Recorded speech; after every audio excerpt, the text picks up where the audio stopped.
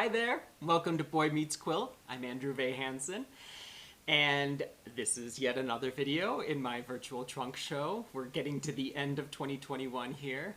I completed this quilt around September of 2021, and this quilt was made for the Brooklyn Quilters Guild October 2021 fence show. If you've watched some of my other videos, you know that over the last couple years, during the pandemic, since we haven't been able to do our indoor quilt show that we normally do every 2 years, we've been doing outdoor shows along the fence that surrounds our meeting place. And this past fall was our third quilt show, and the theme of this quilt show was inspired by the Beatles song Come Together, because we just wanted people to feel like they were coming together as a community, as a guild, to show off our talents, and to enjoy somewhat the safer life of being vaccinated, even though as the fall went on, Omicron and Delta were rearing their ugly heads, and we still had to take certain precautions, obviously. But we were starting to meet as a guild in person again. We started that back in September, which was great. And so we just wanted to celebrate that, and hence the theme Come Together. And so for me, the main inspiration for my quilt was the fact that back in June, I stepped down as co-president of the guild. And traditionally, whenever one of the board members steps down, the guild members all donate a fat quarter to the person who stepped down. So I ended up with a gigantic bag of fat quarters, which is fantastic. I love fat quarters. And the suggestion for my fat quarter donations were solids. So I decided, whatever I decided to design for my quilt for the fence show, I wanted it mostly used with these donated fat quarters, so that the making of the quilt was also embodying the theme of coming together, because so many guild members came together to donate the fabric that you see in this quilt. So I thought that would be fun. Now, I kind of pondered what I was going to do for this quilt for months. I didn't really start working on it until end of August, beginning of September, and it needed to be done by the end of September. And so I was kind of procrastinating, and I had this idea. I wanted to do something more conceptual, where one of the corners of the quilt was going to be open, and the front and the back were going to be peeled back, and you could see the quilt actually coming together. That was the idea that I had in my mind, and I had all these ideas of how I was going to wire the front and the back so that they could peel away and all that kind of stuff. But then when I actually sat down to really finally work on my quilt, for some reason the first sketch, because I had to think of a sketch for the front of the quilt. Even though I had this concept in mind, I still needed an actual quilt for the front. And so I sat down to sketch out what I wanted to do for the front of the quilt. And the first thing that came to my mind were circles, overlapping circles. And I've never done that before. It's something I've always wanted to play with, but it's tricky. And so I've always avoided it. And so then the more I sketched out the idea, the more I kind of got obsessed with it. And then the more I was like, I need to just focus on the difficulty of making these overlapping circles and forget about another layer of difficulty with trying to wire a corner of the quilt open. So I threw out that original concept and just focused on a circle of overlapping circles, which is basically what you see here. Now, math is not my strong point. And so it took me some days to figure out all of this, because what you see in this quilt is it's all pieced. There's not any applique in this quilt. Now, after having completed this, I might rethink that whole idea. I might have done, certainly these smaller circles, I think would have been better off as applique circles. But even these overlapping segments of the circles probably would have at least been more neatly put together as applique than my piecing ended up being. And so, that said, I managed to get all the circles pieced together, and so I played with this idea of transparency, which, as you know, fabric, for the most part, is not actually transparent. Certainly none of this fabric is actually transparent. So by using a different color for where the circles overlap, it creates the illusion that these circles are transparent and that they create this color when they overlap with each other. That was the idea.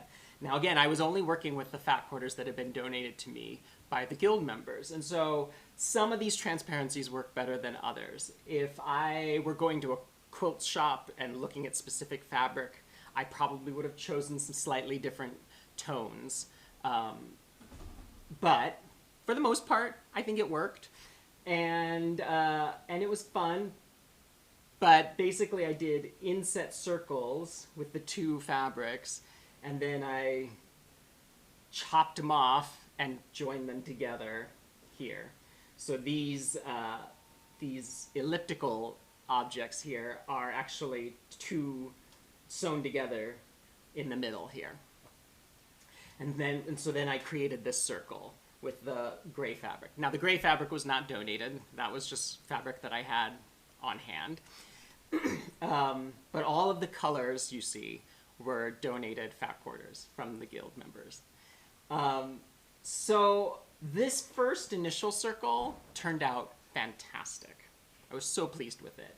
And so then I came up with the idea of doing this pinwheel circle in the middle, using all of these main colors of the circles. And this whole center part of the quilt came together so much better than I was hoping for. And even though, if you look up close, some of the joins aren't perfect, but from a distance, it looks fantastic. So I was very pleased. So then I decided to start making these little circles that I wanted to kind of have.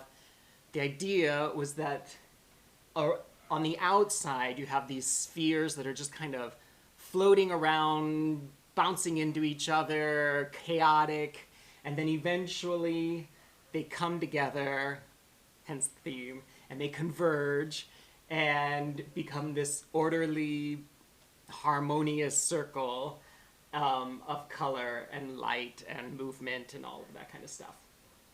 So the little circles I did also as inset circles, and the smaller, I don't know if you know this, but the smaller you get with inset circles, at least for me, the harder it is to not have like creases and tucks in your piecing.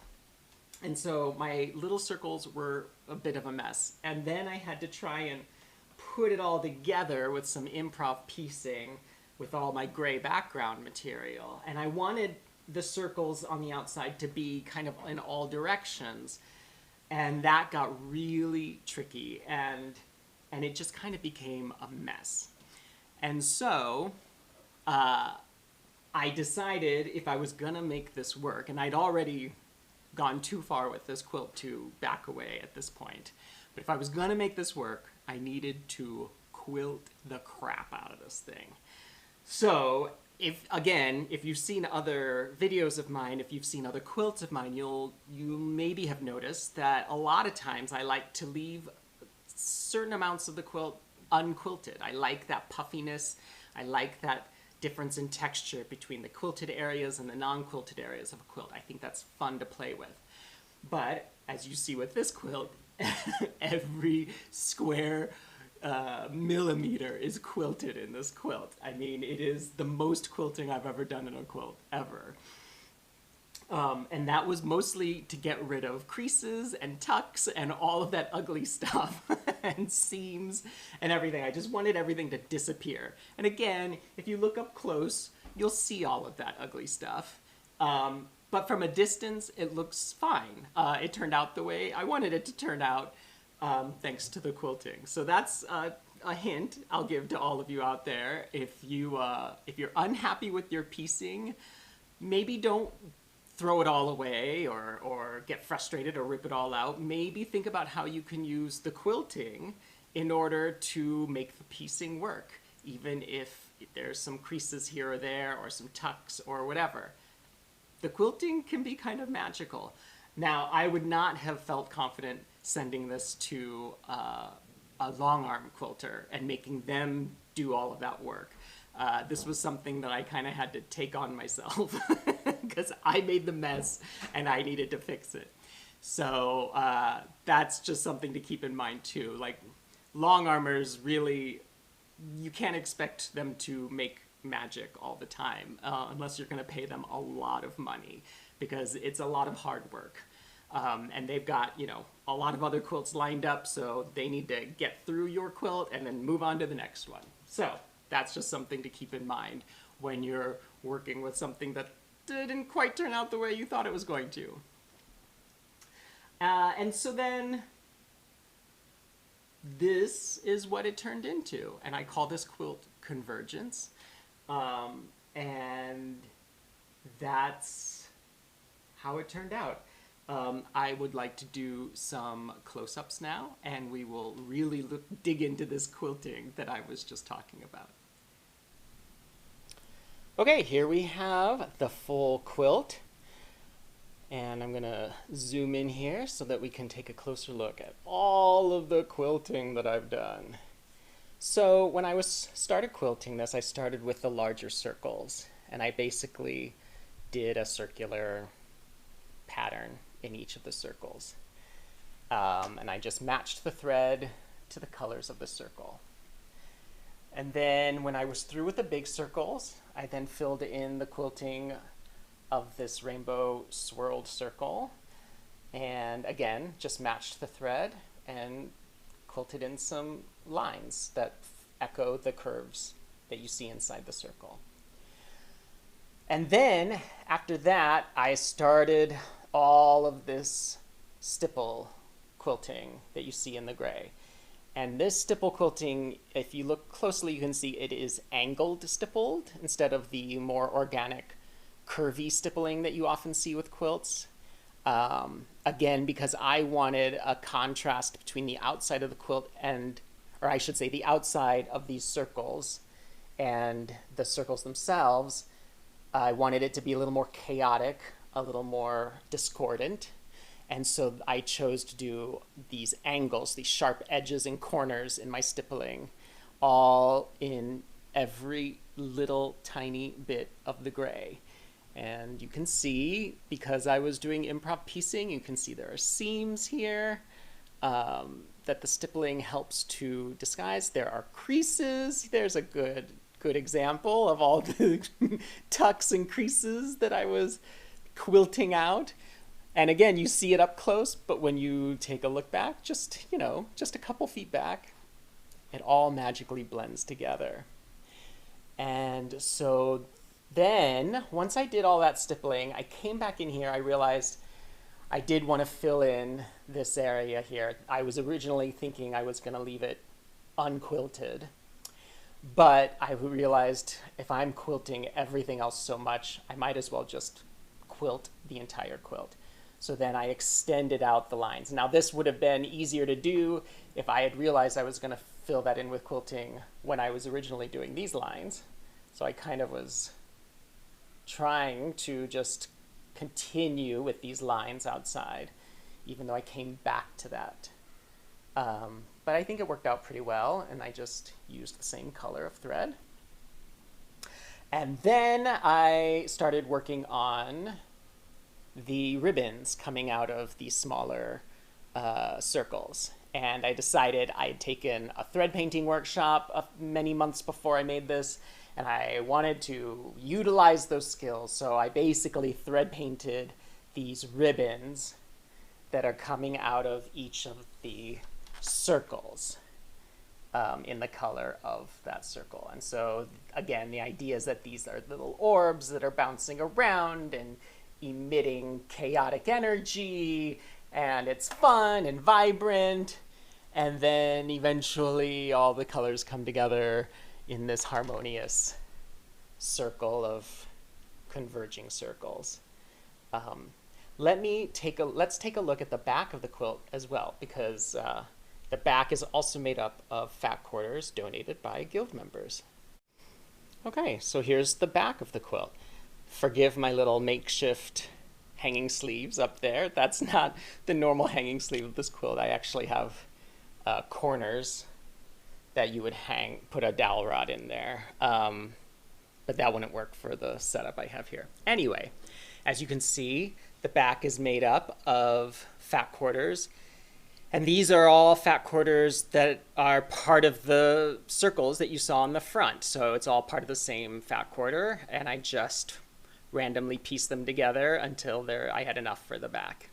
But I think it makes a cool pieced back. And again, it goes along with a theme of coming together because these were all donated by members of the guild. So this whole quilt was made by more than just me. I couldn't have made this quilt without all of the wonderful guild members of the Brooklyn Quilters Guild.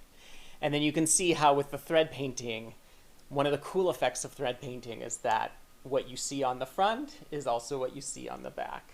And so you can see that those ribbons really come through on the back just as well as they did on the front, which I like. I think that's a pretty cool a cool result of that technique.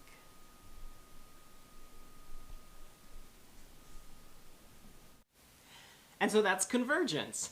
Thank you so much for watching. I'd love to hear what you all are working on out there, so please leave comments. If you have any questions, put them down below and I'll get right back to you. And I hope you're having a great time making and crafting and all that fun stuff. And again, thank you for watching, and I'll see you next time.